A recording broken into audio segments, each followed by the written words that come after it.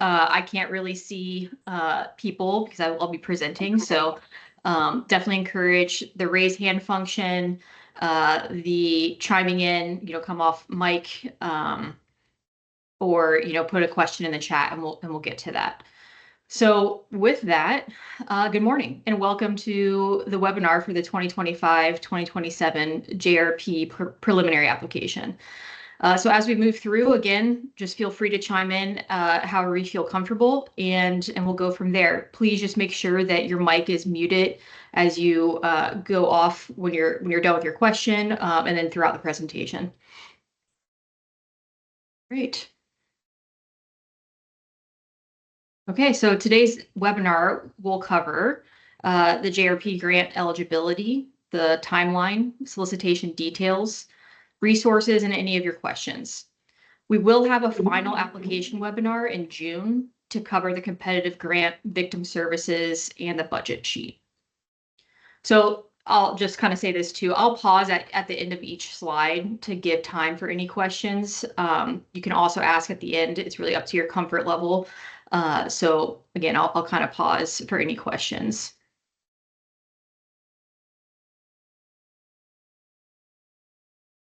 All right, the eligibility and requirements are all pulled from the solicitation and are the same as last biennium. So of note, the LIPSIC approval and letter of support are still required. If you can't get in front of your LIPSIC before April 18th, the April 18th deadline, please let me know. I'll give you a moment to kind of read through these just as a kind of a reiteration of the solicitation and then a chance to ask any questions you might have.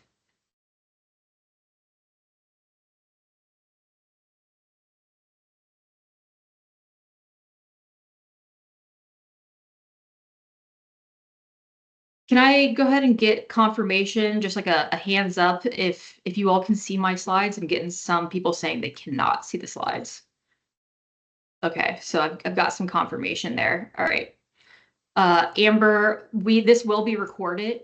So if you want to kind of see these in another forum, they'll be available. Apologize that you're not able to see them right now.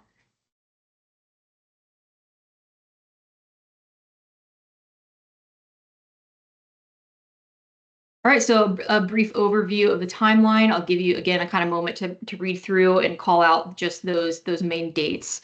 So the due date for the preliminary application is April 18th.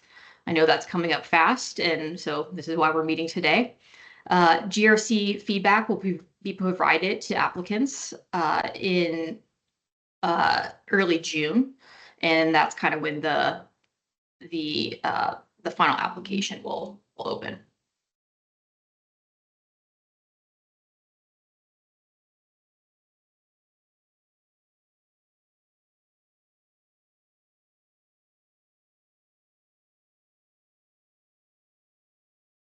I see raised hands. So Stephen, go ahead and chime in. Oh, sorry. I was just raising a hand to tell you that I could see the okay, gotcha. All right. My bad. No worries. If you're good, you don't have a question, if you can go ahead and click that hand raise again, so that way I'm not seeing you as somebody that maybe has a question. You bet. Thank you. And I apologize if I'm getting your name wrong. Just please correct me. Nikolai?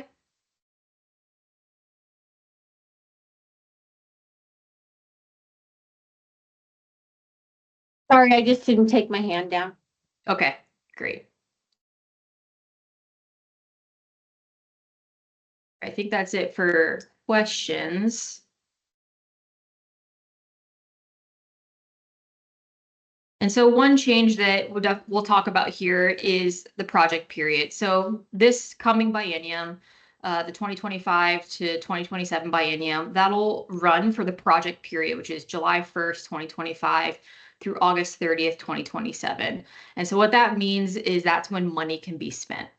So I know that's a change from this current biennium. It's not changing this biennium's spend. So you can keep spending through December, but moving forward, that will be a change. The project period will be from July 1st, 2025 to August 30th, 2027. Contracts will then terminate November 30th, 2027. Any questions there?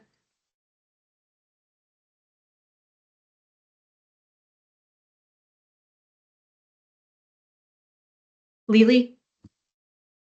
I was wondering why you made that change. Was it feedback from the field? Feedback and also just internal processes. We're trying to get all the grants kind of on one cycle to make it efficient both for us and for applicants. Thanks.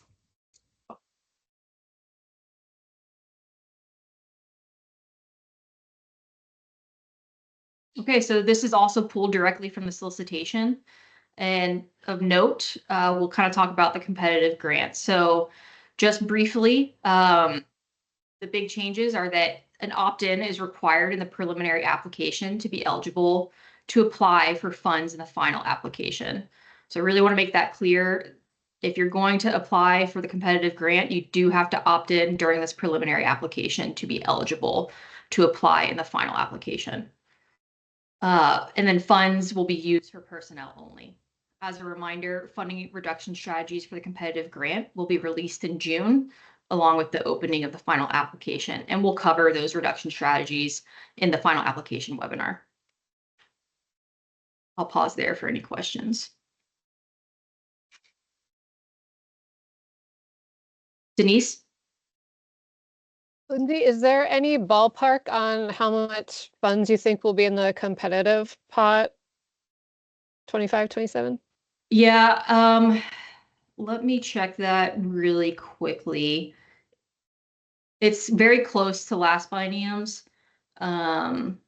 Just take a look.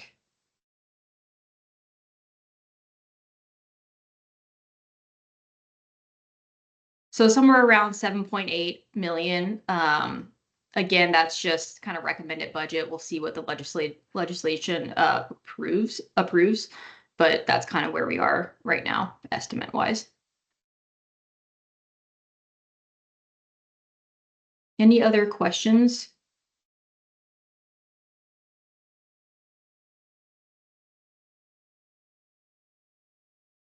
Great.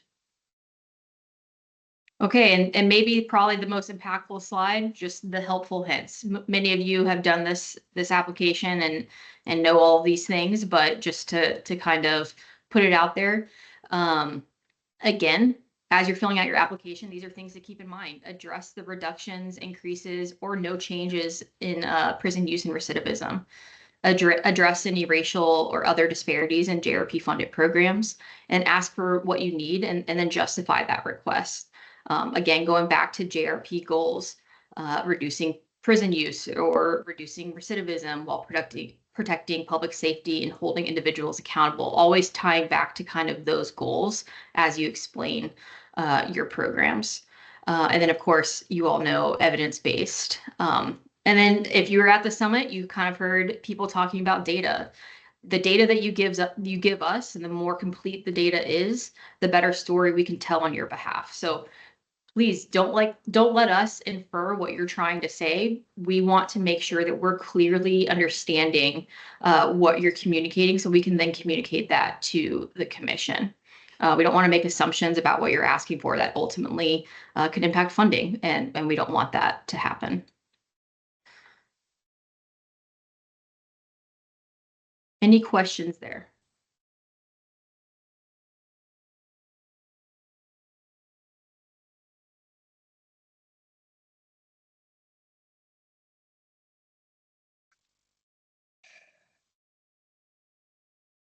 Okay, and so we're pretty much at the end of the webinar. Quick and painless, hopefully. But a new GAG is coming. You'll receive it by email, and it'll also be updated on the CJC website. I don't have an exact date for that yet, but you will get that email when it's out. The following slides are a walkthrough of how to apply for the JRP application in SM Apply. The slides are for our ORT grant, but it's still the same process. And that's just to support you all if you're unfamiliar with SM Apply or finding yourself kind of struggling through it. It's just a good reference point. And again, these slides will be sent out, and so will the recording, so you can have that as a reference. So with that, I'll end the webinar presentation and answer any questions that you all might have.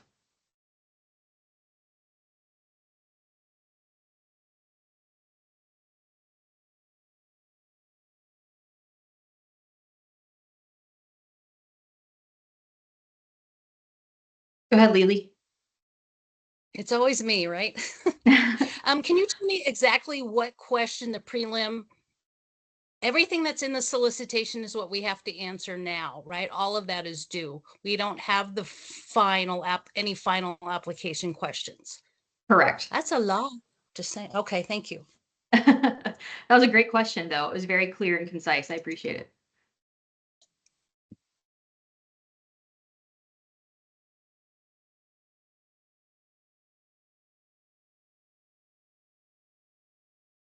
Lindsay, we have a question in the chat. Do you know if the victims services portion will expand to include county DA office based service providers?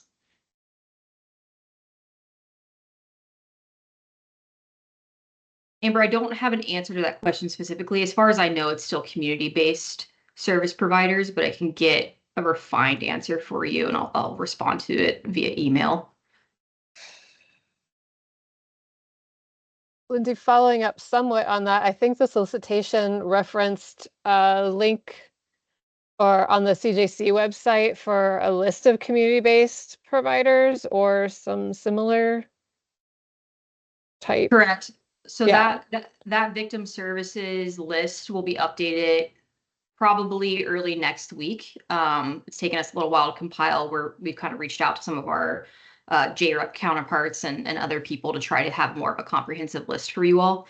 And so that'll be updated by early next week. And we'll include, to kind of answer the things that are maybe popping up in the chat, all of these questions will include in a mass kind of response email to everyone. So it's not just going to one person.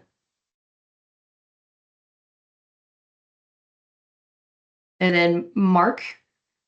Yeah, are the competitive funds restricted to just downward departure programs personnel?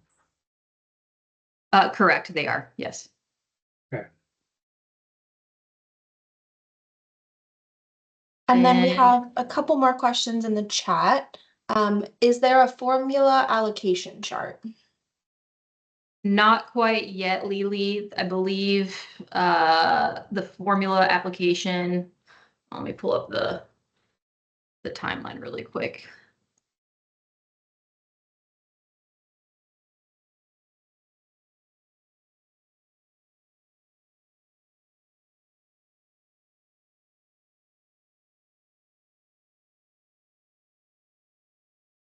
So the formula approval will come in May and it'll be released in June with the final application. Cool. And then we have another question in the chat. Can we get the victim services questions early again?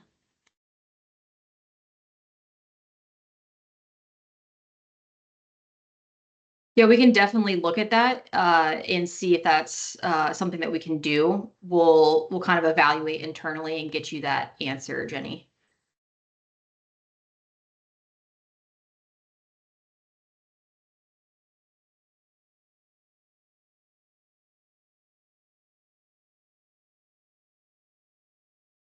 Any other questions?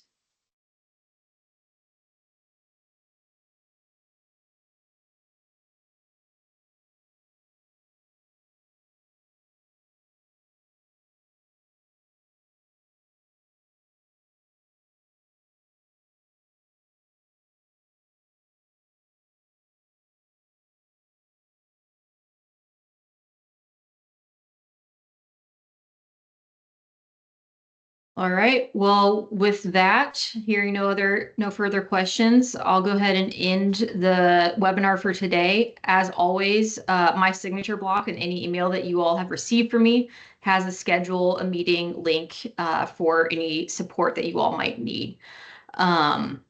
So feel free to schedule with me and I'm happy to jump on a call, answer any questions, and keep this process going. Thank you all for being here.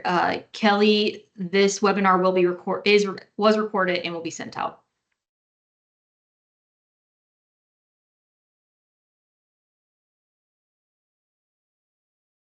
All right, thank you all. Have a great day. Thanks, Lindsay. Thank you.